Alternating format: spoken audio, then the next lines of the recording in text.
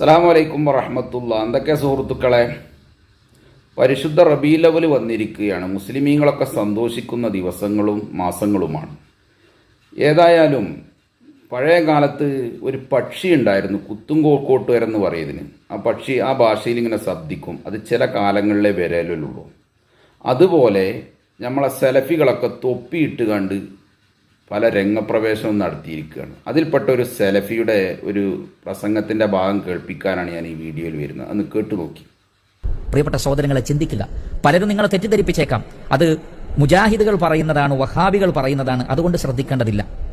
അപ്പോൾ പല ആളുകൾക്കും മുജാഹിദ് പ്രസ്ഥാനത്തെ സംബന്ധിച്ചോ വഹാബികളെ കുറിച്ചോ അതേപോലെയുള്ള കാര്യങ്ങളെക്കുറിച്ചൊക്കെ ഉള്ള തെറ്റിദ്ധാരണകളുള്ള ആളുകൾ വിചാരിക്കും ഇത് അവർ എന്തോ ഒരു താല്പര്യത്തിന് വേണ്ടി പറയുന്നതാണ് എന്ന്. എന്നാൽ നമ്മൾ ചിന്തിക്കുക, അതൊക്കെ വിടുക. മുജാഹിദുകളെ വിടുക, വഹാബികളെ വിടുക, അതേപോലെയുള്ള ആളുകളൊക്കെ നിങ്ങൾ അത്തരം സംസാരങ്ങളൊക്കെ നിങ്ങൾ മാറ്റിവെച്ചോളൂ.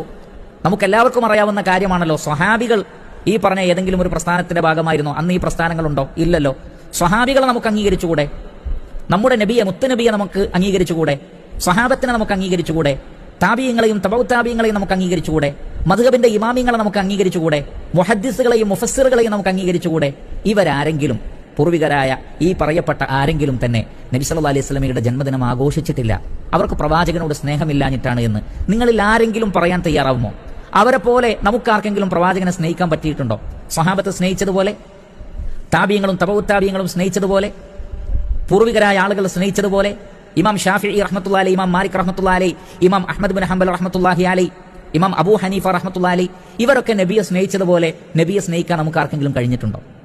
അതേപോലെ തന്നെ ഹദീസുകൾ ക്രോഡീകരിച്ച മഹാന്മാരായ മുഹദ്ദിസുകൾ അവർ പ്രവാചകനെ സ്നേഹിച്ചതുപോലെ, പ്രവാചകന്റെ ചര്യയെ സ്നേഹിച്ചതുപോലെ നമുക്ക് സാധിച്ചിട്ടുണ്ടോ? അപ്പോൾ പിന്നെ അവരാരും അത് ആഘോഷിച്ചിട്ടില്ലെങ്കിൽ അത് സ്നേഹമില്ലാഞ്ഞിട്ടാണ് എന്ന് നമുക്കാർക്കും പറയാൻ ഒരിക്കലും കഴിയില്ല. ഒരല്പമെങ്കിലും അറിവുള്ള ഈമാനുള്ള ആളുകൾക്ക് പറയാൻ കഴിയില്ല. എന്നിരിക്കെ നബി സല്ലല്ലാഹു അലൈഹി വസല്ലമയുടെ ജന്മദിനം ആഘോഷിച്ചുകൊണ്ടാണ് ആ സ്നേഹം പ്രകടിപ്പിക്കേണ്ടത് എന്നത് തെറ്റാണ്. ഖുർആനിൽ അതില്ല, ഹദീസുകളിൽ അതില്ല, ഇസ്ലാമിൽ അതില്ല എന്ന് മനസ്സിലാക്കുക. ഹദീസുകളിലുണ്ട് മൗലവി. അതിനു മുമ്പ് സ്വല്പം ചില കാര്യങ്ങൾ പറയുന്നു. 4 മദ്ഹബിൻ്റെ ഇമാമിങ്ങളോടെ പറഞ്ഞു. ഈ മൗലവി 4 മദ്ഹബിൽ ഏതെങ്കിലും ഒരു മദ്ഹബ് സ്വീകരിക്കുന്നുണ്ടോ? ഉണ്ടോ മൗലവി? ഇല്ല.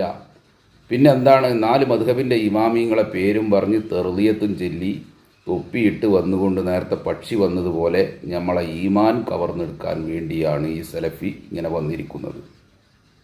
2ാം വട്ടം ചോദിക്കുന്നു, സഹാബികൾ ചെയ്തത് നിങ്ങൾ ചെയ്യുന്നുണ്ടോ മൗലവി? റസൂലുള്ള പഠിപ്പിച്ചു കൊടുത്ത ഘട്ടമെത്തിയപ്പോൾ ജുമഅക്ക് 2 ബാങ്ക് സ്ഥിരപ്പെട്ടു ഇസ്ലാമിൽ. സഹാബത്ത് നടപ്പാക്കി. 916 നമ്പർ ഹദീസായിക്കൊണ്ട് ബുഖാരിയിൽ ഈ ഹദീസുണ്ട്. നിങ്ങളെ പള്ളിയിൽ സലഫി ജുമഅക്ക് 2 ബാങ്കുണ്ടോ?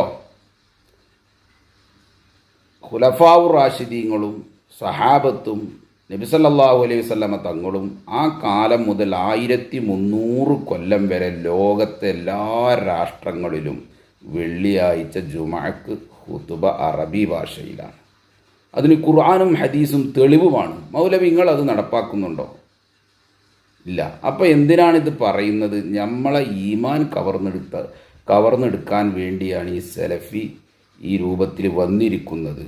ഇനി നമുക്ക് മുത്തുനബി സല്ലല്ലാഹു അലൈഹി വസല്ലമ തങ്ങളുടെ ജന്മദിനത്തിന് ഹദീസ് ഉണ്ടോയെന്നൊന്ന് നോക്കി വെക്കുക.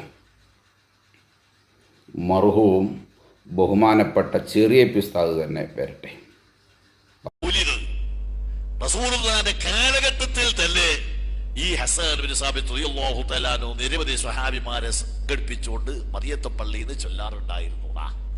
റസൂലുള്ളാഹിന്റെ കാലത്ത്, മരണത്തിന് ശേഷമുള്ള ആണ്ടല്ല, ജന്മദിനത്തിൽ റസൂലുള്ളാഹിന്റെ കാലത്ത് തന്നെ സഹാബിമാർ പങ്കെടുപ്പിച്ചുകൊണ്ട് ഹസ്സൻ ബിൻ സാബിത്ത് ചൊല്ലാറുണ്ടായിരുന്നു.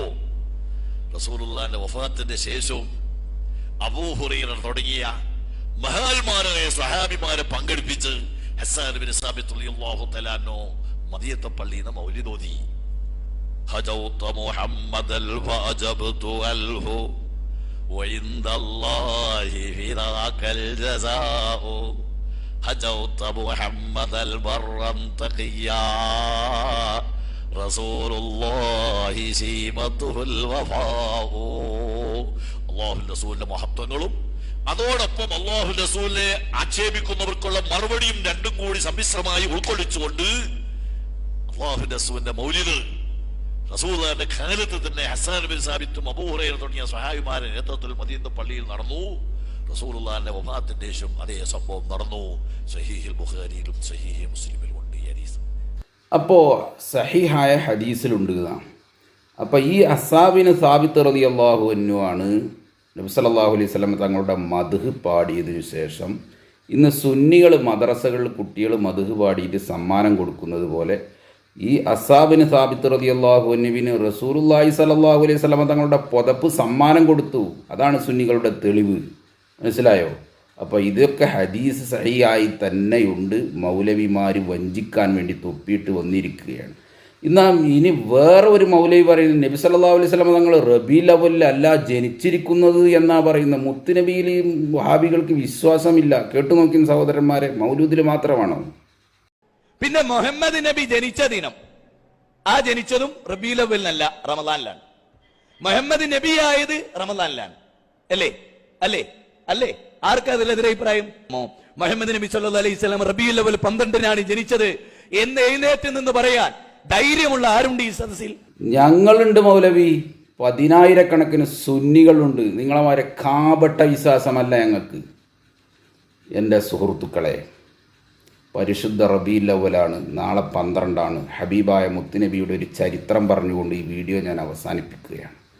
ഹബീബായ മുത്തുനബി സല്ലല്ലാഹു അലൈഹി വസല്ലമ തങ്ങൾ ഒരു അതിഥിയെ സൽക്കരിച്ചു. ഒരു ദിവസം ആ ഗസ്റ്റിനെ കൊണ്ടുവന്ന് അതിഥിക്ക് വിശ്രമിക്കാനുള്ള പായ വിരിച്ചു കൊടുത്തു. നബി സല്ലല്ലാഹു അലൈഹി വസല്ലമ തങ്ങൾ അതിഥിയെ സ്വീകരിച്ചു. കുറച്ച് കഴിഞ്ഞതിന് ശേഷം അതിഥിയെ ഒന്ന് വീക്ഷിച്ചു നോക്കിയപ്പോൾ അതിഥി നബി സല്ലല്ലാഹു അലൈഹി വസല്ലമ തങ്ങൾ വിരിച്ചു കൊടുത്ത പാഴയിൽ മൂത്രമൊഴിച്ച് എഴുന്നേറ്റ് പോയിരിക്കുന്നു.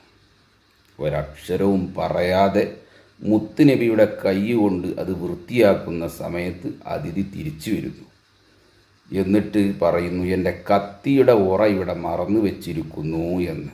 സുബ്ഹാനല്ലാഹ്, നമ്മളാണെങ്കിലും അവനെ ഈ പഞ്ചായത്തിലേക്ക് പോലും അടുപ്പിക്കൂല. ഒരക്ഷരവും പറയാതെ മുത്തുനബി ആ കത്തിയുടെ ഉറ എടുത്തു കൊടുക്കുന്നു. അതുകൊണ്ട് എന്നെ കേൾക്കുന്ന സുഹൃത്തുക്കളെ, മുത്തുനബിയുടെ ജന്മദിനത്തിൽ നമ്മൾ മതിമറന്ന് റോഡ് ബ്ലോക്കാക്കിക്കൊണ്ടോ മറ്റുള്ളവർ പരിഹസിക്കുന്ന രൂപത്തിലോ നമ്മുടെ പ്രവർത്തനം ആവാൻ പാടില്ല. നമ്മൾ ദീനിലെ ചിട്ടയിലും അതിൻ്റെ എല്ലാ അനുഗ്രഹത്തിലും ആണ് നമ്മളുടെ പ്രകടനവും നമ്മളെ സ്നേഹവും ആവേണ്ടത് എന്ന്